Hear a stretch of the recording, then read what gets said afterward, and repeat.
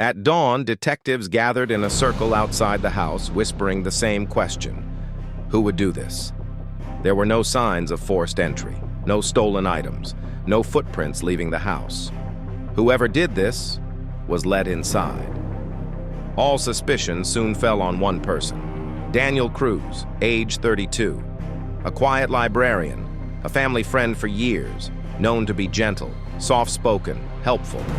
The kind of man who offered to organize your books, help with research, or lend you rare titles. He wasn't the type of man anyone feared, but the human mind is a dangerous labyrinth, one that most people never truly see until it's too late. And Daniel's mind? It was a battlefield. To understand the murders, detectives had to understand him. Daniel grew up in a home where love came with a price. His father was violent, rageful, unpredictable. Daniel watched his mother suffer in silence for years until she eventually died from injuries sustained during one of his father's attacks. Daniel, only 9, was the one who found her. From that moment, something inside him shattered. He spent years burying the trauma, pretending it didn't exist, wearing a mask of calmness that fooled almost everyone. But unhealed trauma is like a slow-burning fuse, and Daniel's fuse was running out. Detectives discovered something unexpected. Daniel had developed a disturbing, quiet obsession with Maya. He watched her grow up, helped around the house, became overly protective of her. At first, the family thought he was just a loyal family friend. But his obsession deepened. He began to think of Maya as the one person who could fix him, the one person who could love him enough to erase all the pain he carried. But Maya didn't see him that way. She was polite, respectful, but distant. Daniel interpreted that distance as rejection, and rejection to a trauma-fueled mind feels like abandonment all over again. On the night of the murders, Daniel came to the house uninvited. Maya's mother, Elena, opened the door. She noticed something different. His eyes, wild, his hands, shaking. His voice, flat and cold. He told her he needed to talk to Maya.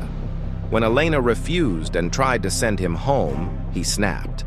A lifetime of buried rage surged to the surface. He shoved Elena. Rosa heard the commotion and rushed from the living room, only to be attacked too. Maya, hearing the chaos, came downstairs. The moment Daniel saw her, everything twisted. In his mind, Maya wasn't a person anymore. She was his last chance at emotional salvation, and she was rejecting him. His trauma collided with his obsession. He attacked everyone in the house, everyone, except Maya.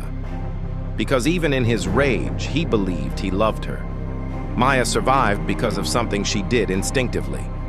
She spoke to him softly, calmly, telling him to breathe, calling his name.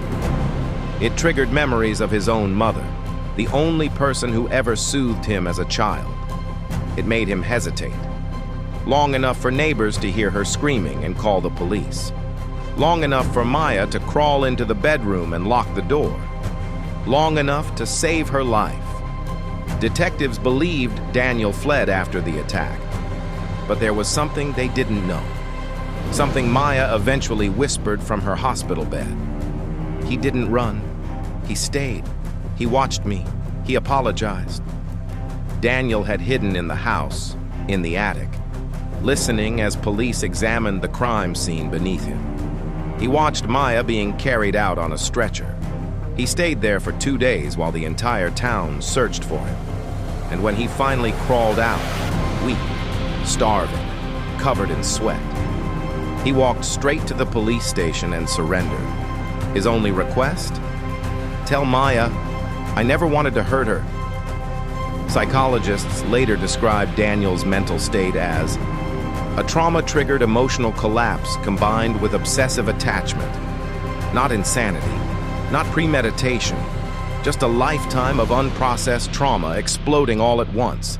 A killer created by pain, who created more pain. During the trial, Maya testified with trembling hands, I don't forgive him, but I understand him. The courtroom fell silent. That single sentence captured the tragedy of the entire case. The killer was not born that night. He was created long before, forged in violence, shaped by trauma, and pushed over the edge by an obsession he didn't understand. Willow Creek has never been the same. Some blame Daniel's father. Some blame Daniel himself. Some blame the system that never helped him heal. But Maya says something different. Monsters aren't always strangers. Sometimes they're the people standing right beside us, quietly breaking. And that is the chilling truth of this case.